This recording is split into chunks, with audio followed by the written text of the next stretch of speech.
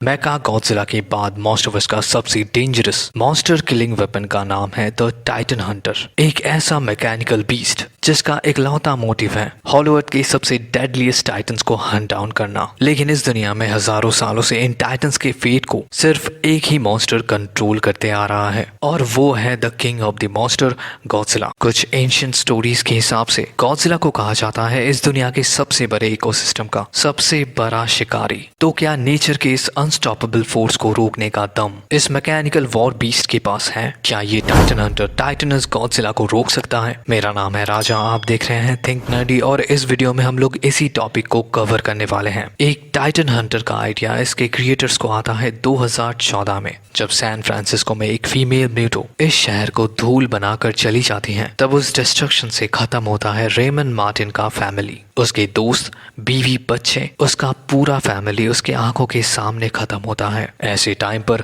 Ramon सिर्फ दो ही चीजों को एक्सपीरियंस करता है, डर और पावरलेस होना, जो इन मॉन्स्टर्स के ऊपर उसके गुस्से का रीजन बनता है। उसके लाइफ का सबसे बड़ा लॉस जो उसे इन 10 सालों में एक कोल्ड ब्लडेड टाइटन हंटर बनाता है, वो इस प्राइवेट आइलैंड में अपने इस ट्रॉफी रूम को सेटअप करता है जहाँ पर वो अपने शिकार के अवशेष को सजा कर रखता है। इन 10 सालों में रेमन मोना के कुछ टॉप ऑफिसर्स के साथ अच्छा रिलेशन बिल्ड करता है। उसका कंपनी RM कंस्ट्रक्शन मोना को इन टाइटन्स के लिए आउटपोस्ट बिल्ड करने में हेल्प करता है, जिसके बदले रेमन को मिलता है थोड़ा सा एडवांटेज, हॉलो अर्थ पर अपने बेस को सेटअप करने का एक्सेस। और तब से वो अपने इस ट्रॉफी रूम को सजा रहा है। Magma turtle, dead jackal, square buffalo और मदर लॉन्ग लेग्स, वो इन सब को हंट डाउन करता है। लेकिन अभी उसका इंटरेस्ट हॉलो अर्थ के कुछ खतरनाक टाइटन्स की तरफ बढ़ने लगता है। उसे अभी और ज्यादा खतरनाक टाइटन्स की कॉप्स को अपने इस म्यूजियम में सजा कर रखना है। तो इसी रीजन से वो इन स्पाइन स्प्राउलर्स को हंट डाउन करने निकलता है। कॉमिक बुक के हिसाब से रेमन हॉलो अर्थ की कुछ स्पेसिफिक लोकेशंस पर बहुत ही डेंजरस ट्रैप्स को सेट करता है ताकि वो कुछ जाइगेंटिक मॉन्स्टर्स को हंट डाउन कर सके। और उसके इस ट्रैप में फंसता है एक स्पाइन स्प्राउलर। हजारों वॉट के शॉक से जब ये स्पाइन स्प्राउलर बेहोश हो जाता है, तब रेमंड और उसका टीम इस मॉन्स्टर को पकड़ कर ले आता है हॉलो अर्थ के उसी सीक्रेट बेस में, ताकि वो रेमंड के बनाए हुए इस मैकेनिकल बीस्ट का फर्स्ट ओपोनेंट बन सके।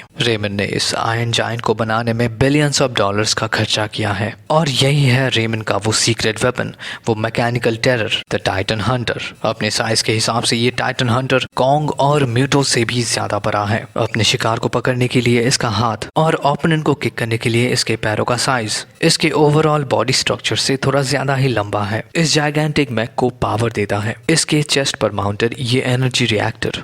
ये रिएक्टर इतना ज्यादा पावरफुल है कि इस पावरफुल कोर को गॉडजिला भी सेंस कर सकता है और इसी रीजन से रेमंड ऐसे ही कुछ पावर रिएक्टर्स को सेम फ्रीक्वेंसी में डालकर दुनिया के अलग अलग जगहों पर प्लांट करता है ताकि गॉडजिला उनसे डिस्ट्रैक्ट हो जाए और रेमंड अपने हॉलो अर्थ के हंटिंग को कंटिन्यू रख सके। अभी इस मैकेनिकल बीस्ट के पास कोई स्पेसिफिक वेपन तो नहीं है, लेकिन फिर भी इस बीस्ट को जो चीज सबसे ज्यादा खतरनाक बनाता है वो है इस बीस्ट का power. Advance hydraulic mechanical system इस मैकेनिकल मॉन्स्टर को एक अल्फा टाइटन के जैसा स्ट्रेंथ प्रोवाइड करता है और ये जाइगेंटिक हॉर्न्स जो किसी क्रैब लाइक टाइटन्स के स्पिंसर्स हैं, ये इसके ओवरऑल पावर लेवल्स को और ज्यादा एनहांस करता है। तो हाँ, यही है इसके वेपन्स। लेकिन अभी क्वेश्चन आता है कि ये मेका बैटलफील्ड में कैसा है? तो रेमंड के इस प्राइवेट आइलैंड में मौजूद है बैटलफील्ड सिमुलेटर, जहाँ पर रेमंड अपने इस मैकेनिकल बीस्ट में बैठकर हॉलो अर्थ से कैप्चर किए हुए मॉन्स्टर से फाइट करता है। ये एक टाइप का ट्रेनिंग ग्राउंड है जहाँ पर रेमंड हॉलो अर्थ के उन डेडलीस्ट बीस्ट को मॉन्स्ट्रोसिटी का असली मतलब समझाता है। जब वो स्पाइन स्प्राउलर इस टाइटन हंटर के ऊपर अटैक करने आती है, वो बहुत ही खतरनाक तरीके से इस मैकेनिकल बीस्ट को मारने की कोशिश करती है, लेकिन टाइटन हंटर अपने पंचेस से इस वाइल्ड बीस्ट को तोड़ कर रख देता है। आखिर में जब वो भागने की कोशिश करती है, तब टाइटन हंटर एक किक से इस वाइल्ड बीस्ट के बैकबोन को तोड़ देता है। रेमंड अभी पूरी तरीके से कन्विंस हो चुका है कि उसका ये मैकेनिकल बीस्ट हॉलो अर्थ पर शिकार के लिए बिल्कुल रेडी है। हॉलो अर्थ पर आते ही उसका पहला शिकार होता है एक वॉरबैट। ये फ्लाइंग बीस्ट उसके ऊपर अचानक से अटैक करता है, लेकिन टाइटन हंटर अपने सेंसेस से इस अटैक को डॉज करता है और फिर अपने पावरफुल हैंड ग्रिप से उसके नेक को पकड़कर तोड़ देता है।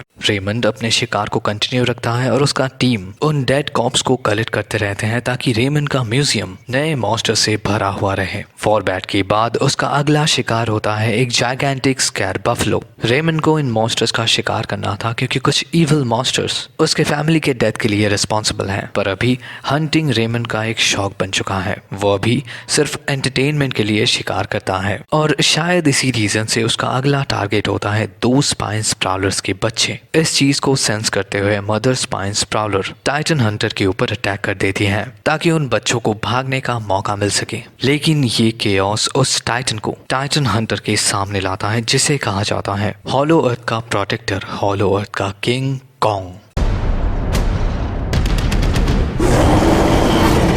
कॉन्ग इन सब चीजों को अच्छी तरीके से सेंस करता है और फिर वो उन ह्यूमन व्हीकल्स को डिस्ट्रॉय कर देता है, जिससे डरकर रेमंड के मिनियंस उन जंगलों की तरफ भागने लगते हैं। इस दौरान वो मदर स्पाइन स्प्राउलर टाइटन हंटर के ऊपर अटैक करने लगती है, जिससे परेशान होकर हंटर अपने हॉर्न्स को उस स्पाइन स्प्राउलर के चेस्ट पर गाड़ देता है। हंटर अपने हॉर्न से उस शिकार को उतारता है और फिर वो देखता है एक जायगेंटिक एप उसकी तरफ गुस्से से देख रहा है। इस टाइटन हंटर को बनाने का पर्पस था असली टाइटन्स को हंट डाउन करना, और अभी वो रीजन इस मैकेनिकल बीस्ट के सामने है। लेकिन क्या ये मेका हंटर मेका गॉडजिला के लेवल का डैमेज कॉन्ग को दे सकता है? तो इसका आंसर है हाँ, लेकिन कुछ टाइम के लिए।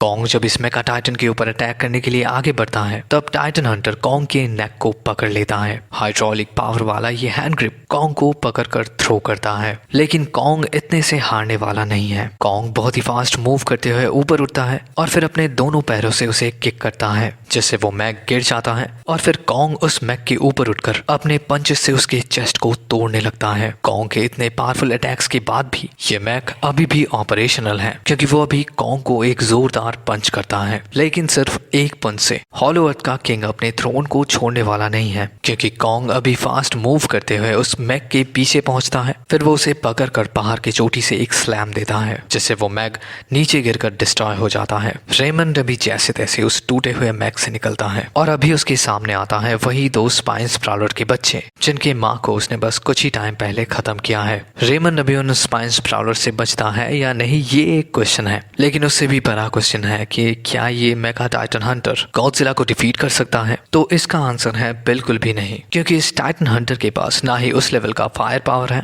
और ना ही ये उतना ज्यादा एजाइल है। मतलब गॉडजिला की मूव्स इससे बहुत ज्यादा फास्ट हैं, और वैसे भी गॉडजिला अपने न्यूक्लियर ब्रेथ से ही इस टाइटन हंटर को मेल्ट कर सकता है। तो इसका और गॉडजिला का कोई कंपैरिजन ही नहीं होता। And that's the video guys. Video कैसा लगा कमेंट में जरूर बताना और मिलते हैं आपसे अगले वीडियो में। Till then take care and peace out.